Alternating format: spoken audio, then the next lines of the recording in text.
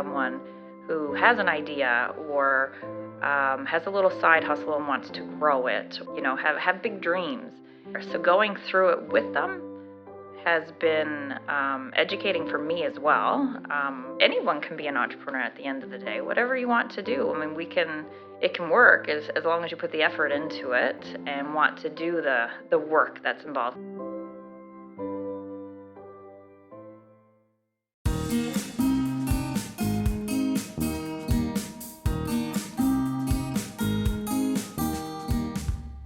Welcome to Collide, your Center for Research and Innovation podcast. A podcast to ignite ideas, creativity, and innovation through dialogue and knowledge sharing.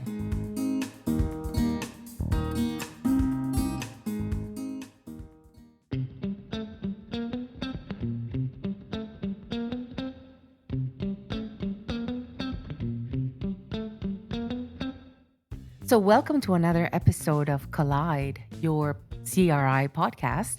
Today, I have two great people with me and two people that I've had the honor of working with. We have Renee Wheeler and Billy Newell.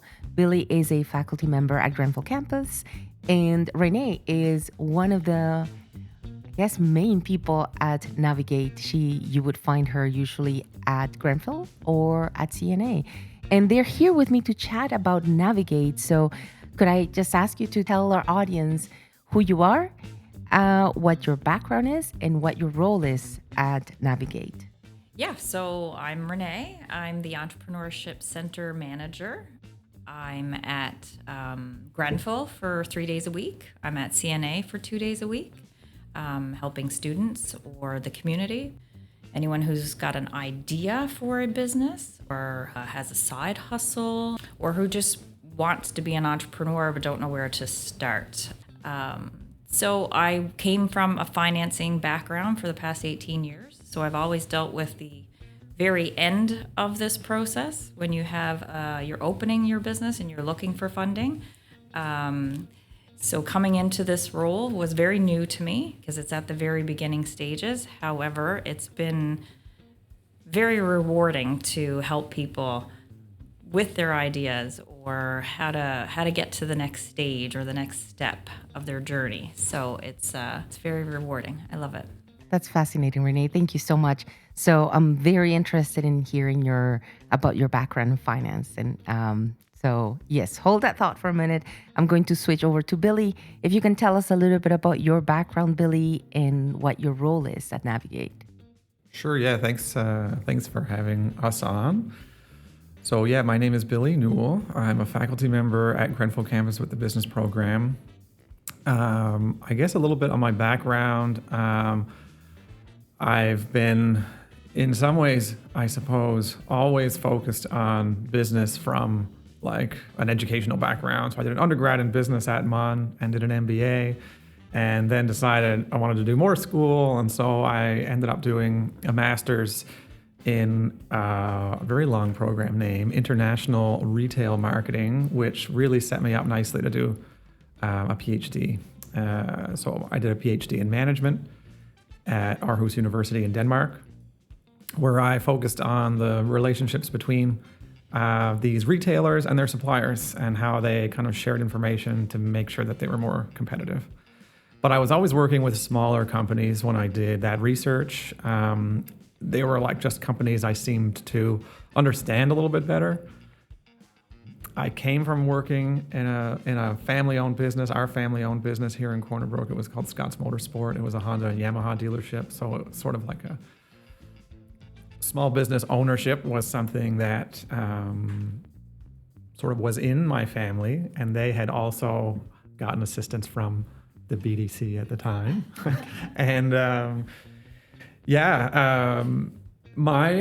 right now at Grenfell campus, I essentially teach our courses in entrepreneurship and strategy and in innovation management, which I love teaching all those three courses or types of courses. My role with Navigate is the director. So it's just basically my job to make sure Navigate is running okay, but really it's Renee, and we have someone else who works at Navigate, Kelly, and actually our part-time entrepreneur in residence, Larissa. Okay. They're the ones who really do most of the work. I just I just jump in and help out when I can. Like I say, make sure we're moving in the right direction. Okay. And so what are Kelly's and Larissa, you said? Yeah. What are the roles at Navigate?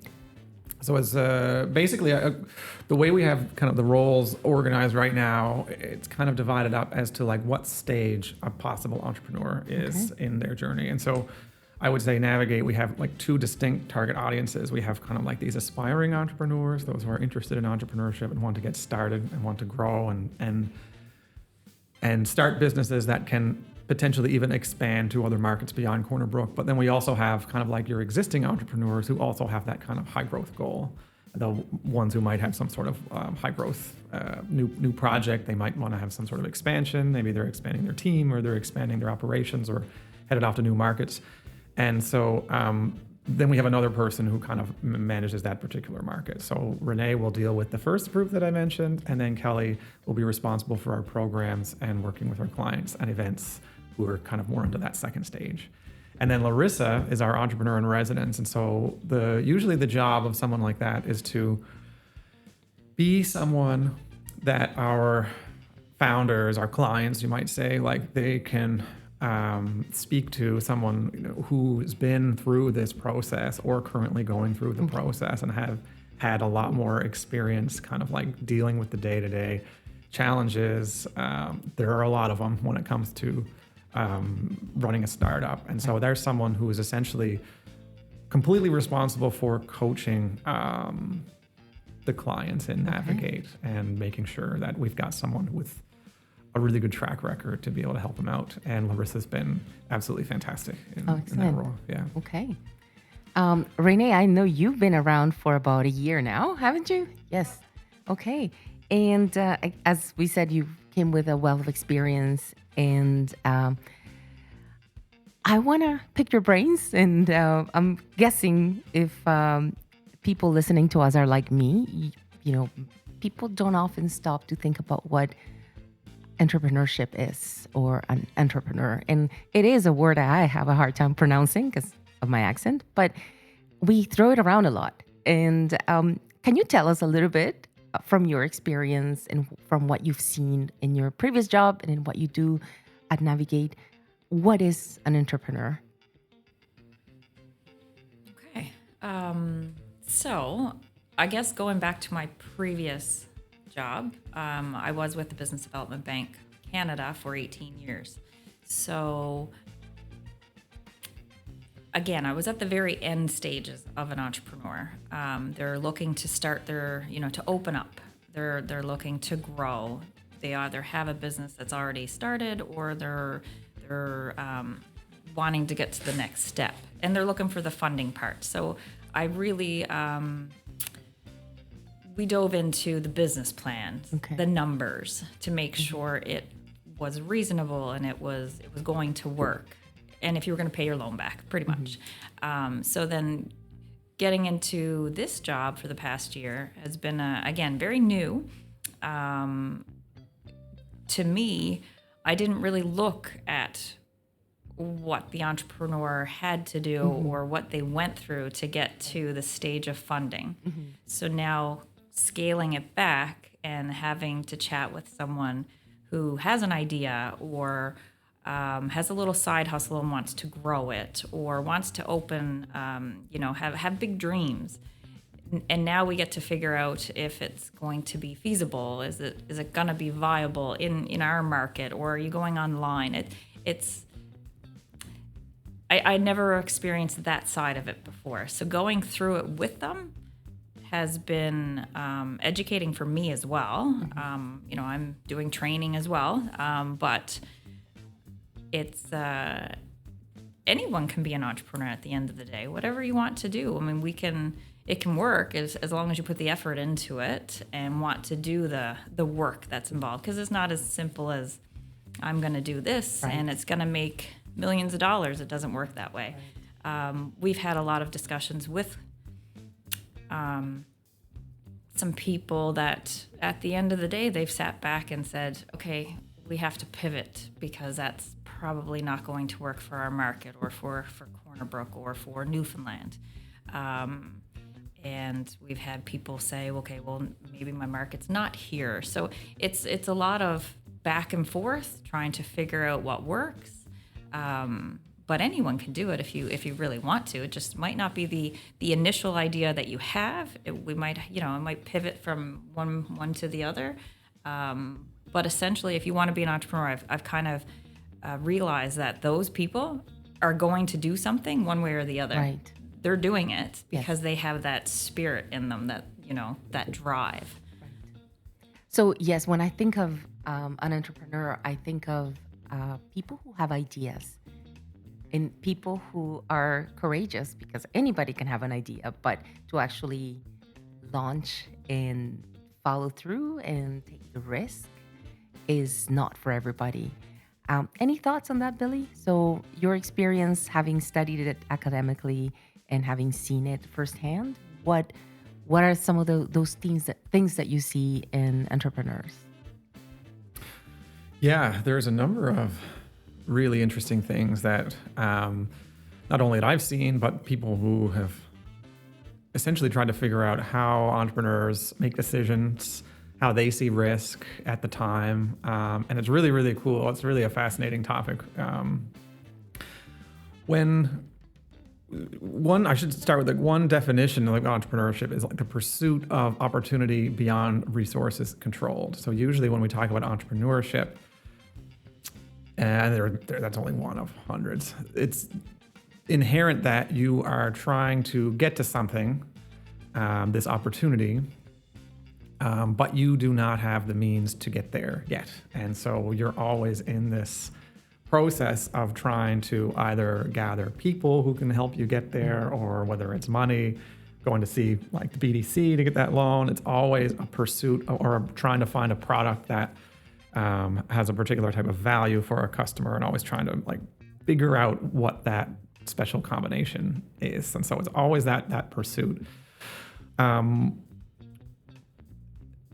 When you speak to entrepreneurs, especially serial entrepreneurs, those that might start a business and it might not succeed, or they might sell it and then they have to start another one and another one, they're like really special, like the most pure type of entrepreneurs. They look at risk as just essentially like limiting their downside. And so they're just basically looking at it and saying, okay, if this was, what would be the worst case scenario here for me?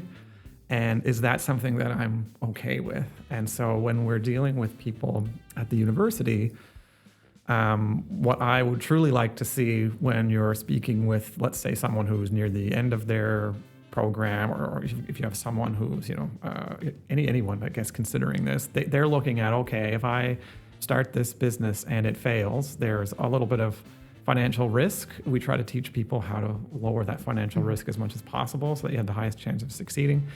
And, they might see things in terms of, I didn't get if anyone could see me, I'd be making air quotes, like a real job. So I didn't get that salary. So there's an opportunity cost associated with that for a couple of years, but I will get this like fantastic experience from the startup. And it might take me 3 years to realize this doesn't work, or 2 years. And really, I'm no worse off than I am now. And so it's about focusing on that downside risk and whether you're okay with that. And that seems to be how these types of entrepreneurs really see that. And when they look at it that way, they don't perceive it as being ultimately really, really risky. So they look at that risk in a different way than we might. Okay. Thank you. Thank you for those insights. So if anybody who's listening follows Navigate, I do. I follow you on social media. I know you're on Facebook, Instagram. You have your own website. And I've seen a lot of movement lately. There is quite a bit of excitement. You have a few programs coming up. But what I really want to talk about is that I've seen a new image around. There is a new logo for Navigate, and I'm very curious to find out more about it. So what inspired the change, and if you can unpack it for us. So I'm going to go to Billy first, and then Renee, I'm very interested in hearing your ideas. Yeah, this will be the third logo of Navigate. Navigate started back in 2012. And I suppose the first logo started with this kind of image of the compass, right? And navigation. And that we thought was, I guess at the time, I didn't play a role in designing that particular logo, but it was sort of a nice imagery to have associated with navigate. And I was working as a manager in a role somewhat similar to Renee's when we thought we might just do a refresh of that logo. And we only just kind of updated things like the font and the look of the compass to make it look a little bit more modern. And that was in 2018. And so now here we are in 2025. And so in some ways, we think it might have needed a refresh anyway, but I think there's also some things about the direction we wanted to take Navigate, which we can get into in a minute. But we essentially thought it did need that refresh, and so we approached Jamie Keeble, who's a fantastic designer here in Corner Brook, and he usually essentially gives us 3 possible directions where we could take it. And I hate to admit, but I think like this one was probably maybe like the most conservative one. Like it was probably, it is essentially just an update and a simplification of that compass needle. Okay. So you'll kind of see that in the logo. It looks a little bit like that. There's also an element, the compass needle to some looks a little bit like a mountain, to kind of celebrate Western Newfoundland here a little bit. And then you'll see that, like in the fonts and everything, there's a lot of kind of like sharp edges, or in the typeface, I think there's a lot of sharp edges to kind of keep playing on that, kind of that point of the compass a little bit. And so that's the sort of a brief look at the design and start about why we've done it. But yeah, there's I guess other things that we would like to do with Navigate to refresh that. It really was that. I think we did stick to the most conservative one, absolutely. However, it's a more modernized version of Navigate, which I think was needed from the old compass. Right. And conservative is not necessarily bad, right? You're giving continuity to an image that has identified you for so long, right? And I think this one is still Navigate. People would still recognize it. Right. The other few were really different. They were really different. They were all good, don't get me wrong, but they were very different. Okay. And Billy, you mentioned this a little bit. So where is Navigate going? What's coming up? Over the last year, we moved towards offering 2 cohort-based programs, one called Base Camp for earlier stage entrepreneurs that Renee is managing. That's why I can let her speak to that later. I won't get too much into it. And we also have Summit, who are kind of tailored towards some of the later stage ones, kind of like that I mentioned before. One thing that we really want to do, so this is a bit different from offering the one-on-one only advice that we used to offer before. Now we still do this one-on-one advice. Like if someone comes in here to the CRI or walks in through the doors at Grenfell and they just want to speak to someone like Renee, they can certainly do that. But we did want to kind of offer these cohort-style programs where you're in a group and you walk through kind of like some material combined with some one-on-one coaching. And it allows you to kind of learn in a group alongside people who are going through the same thing as you. Okay. The other thing that we're hoping to do is incorporate more and more digital technologies into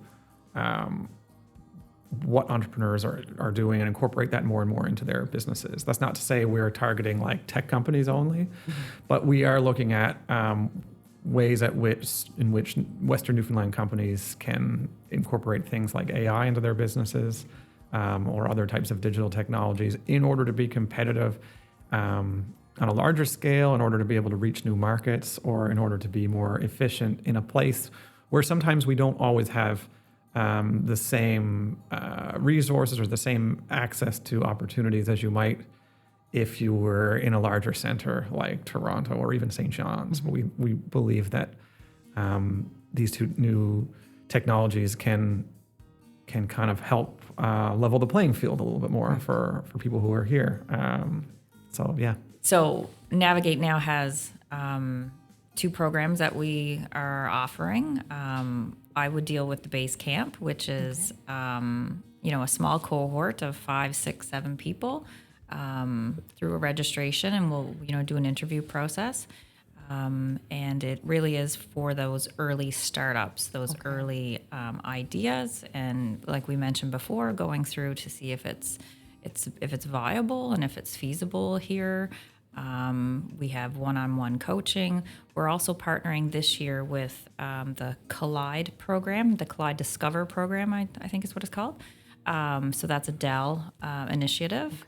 So we'll be joining their group virtually on, I think it's Wednesday evenings when the program starts. So we'll get valuable feedback from that one. And again, it's with like-minded people who are going through the same process. And it'll be a larger cohort virtually, obviously. I think it's Atlantic Canada. So, it's more valuable when you have more questions and more insight from different people. So I think it'll bring something good to our Basecamp program this year. And so is this the first time you offer that Basecamp? No, we did Basecamp, our pilot Basecamp last fall. Okay. Winter? Mm-hmm. I can't get the semesters And if I for remember Grenfell. correctly, it was done at CRI.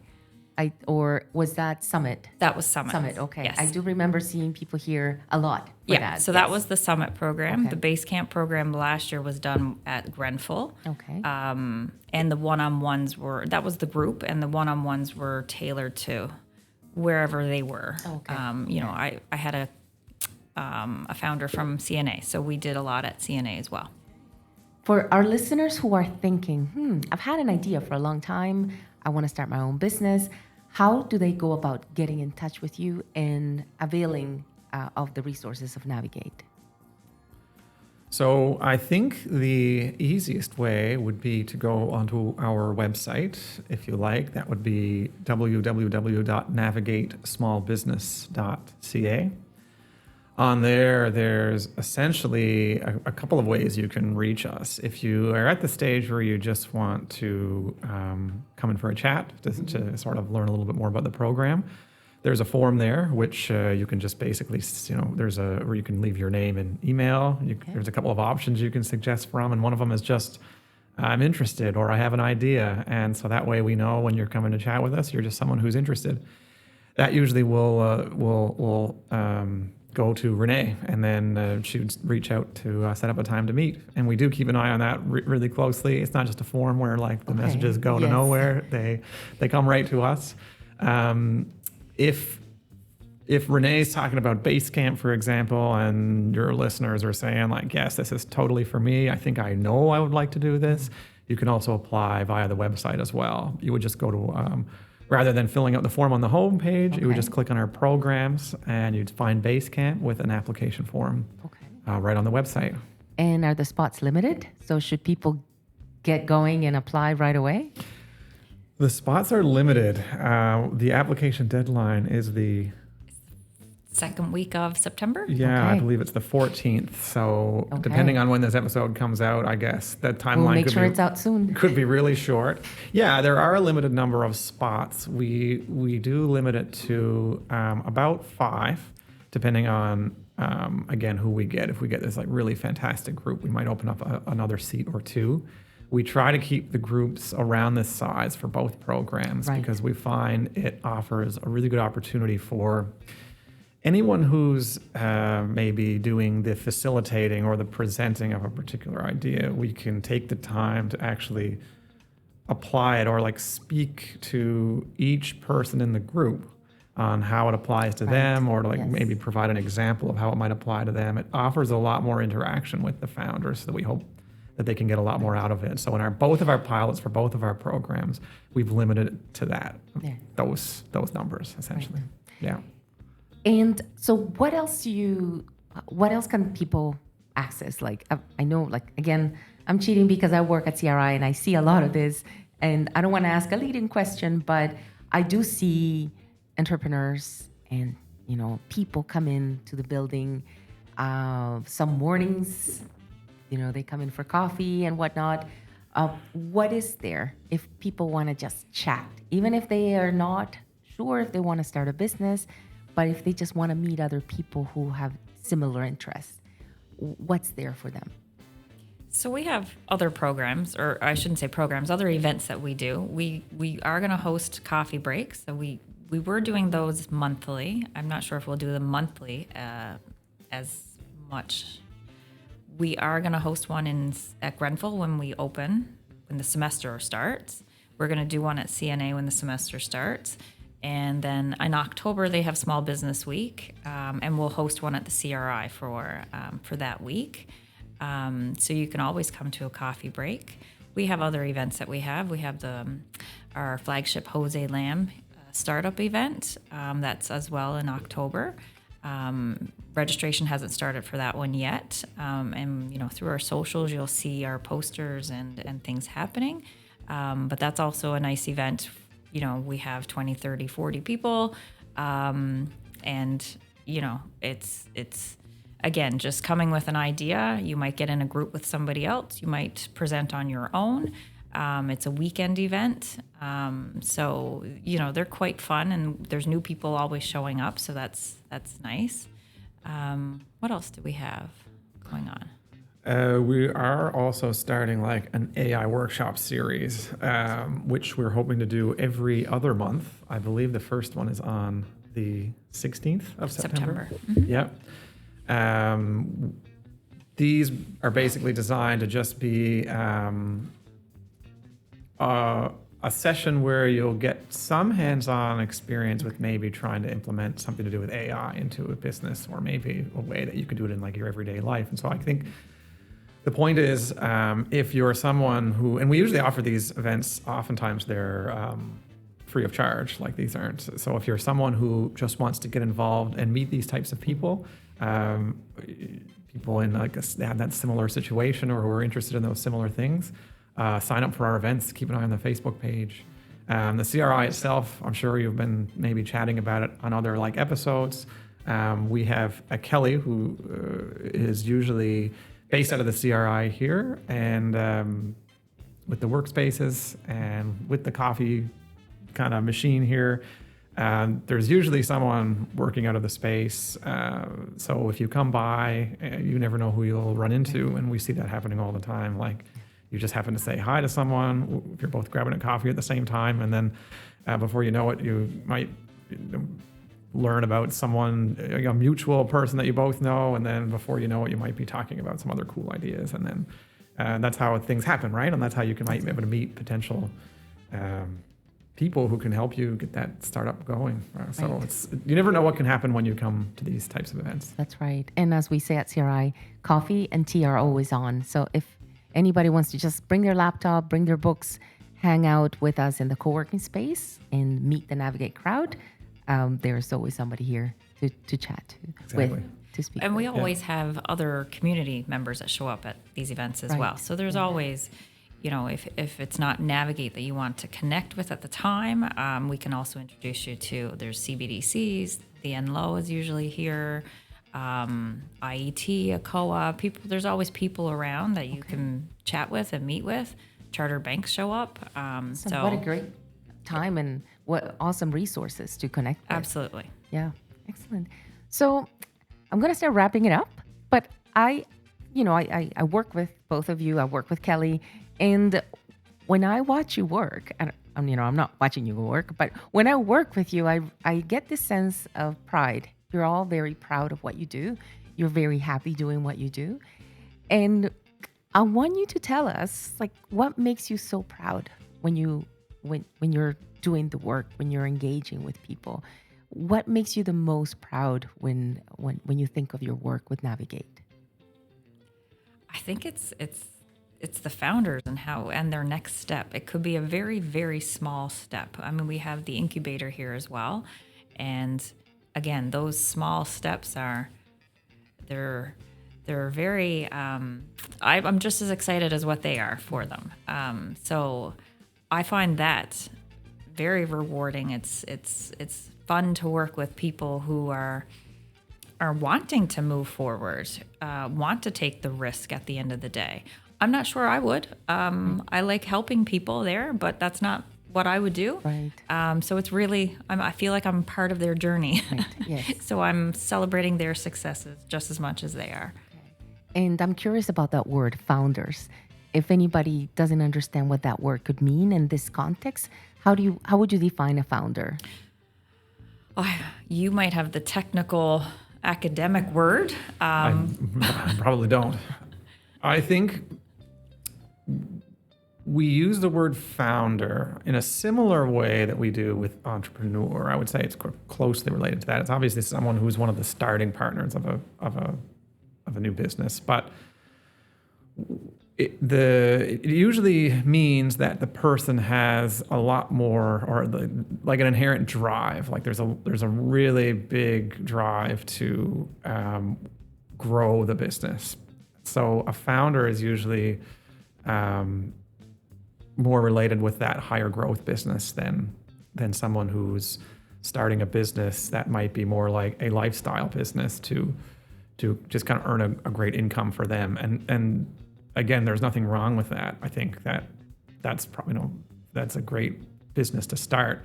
But it is a distinction when we say, for like Summit, for example, if we're looking for people who want to really, really grow, we try to call them that founder. Okay. So that starting partner who really wants to grow and work hard and grow big. Okay. And Billy, what's your answer to that question? Like, what are you proud of when it comes to Navigate? Yeah, I mean, I certainly can share what Renee said, but I am now in this role where I'm a little bit more from the director role. I'm really proud when I see the impact that we can have on the wider community of entrepreneurs. And so I start to get the warm and fuzzies a little bit, like when we had our demo day at the end of Summit, which Renee and Kelly worked really hard to put off. We had over 50 people at the Rotary Arts Center listening to the pitches of the 4 entrepreneurs that were in the Summit program. We had some fantastic food. Everybody loved the event, and I could kind of just see the energy that the event helped. I don't know, I wouldn't even say like create, or that the energy of everyone that the event helped bring together. And I'm really, really, that makes me really proud that Renee and Kelly, the team, were able to do that. And so it was really good for me. So seeing those kinds of impacts on the community as well makes me really proud. And to wrap it up, again, can we remind people how they can get in touch with you? So you can go to our website, and there's a form there that you can say that you're just simply interested, or if you want to apply for any of our programs, they're as well on the website, and there's a form to fill out. It's a little bit more than just I'm interested. It's actually some questions. And we're all over social media as well. So we have a new hire, a student actually who's helping us out with our social media, and he's doing fabulous work for us, more than I could do. Let's put it that way. Me too. He's excellent. So you can go to our socials. We're on Facebook, Instagram, LinkedIn, and I'm pretty sure he just started TikTok. Okay. Which I'm definitely not familiar boy. with. And I think he's been doing some YouTube videos as well of some of the clients around town. So you definitely can reach us if you look for us, and you can register through any of those means. Well, I want to thank you both for coming to chat with me today. I want to shout out to Kelly, who's not here today, but who is a central part of this team. And again, thank you all so much for keeping that spark of innovation and entrepreneurship in Western Newfoundland and across our communities. It is what keeps us going. It's that energy, that hope, and that enthusiasm that these founders and people with great ideas make happen. I do want to put a plug in for the Makerspace. So we're here physically at CRI, and the ultimate goal of the Makerspace is to make it easy for people to bring their ideas to life, to fruition. So maybe that idea is connected to a business thought, a business idea, something you want to market. So you can, and please correct me if this is not correct, but you can work with Kelly on the thought, or with Renee, and you can bring your idea over to our makerspace coordinator, Newell, and he can sit with you and talk about how to practically make that happen, whether it's 3D printing, using the laser, using our woodworking and metal equipment. Whatever we have here is here for you to create that business idea. So we're here, and we are just an email or a click away. So thank you again, Billy, and thank you, Renee, for joining me on this episode. Thanks for having us. Yeah, thank you for having us.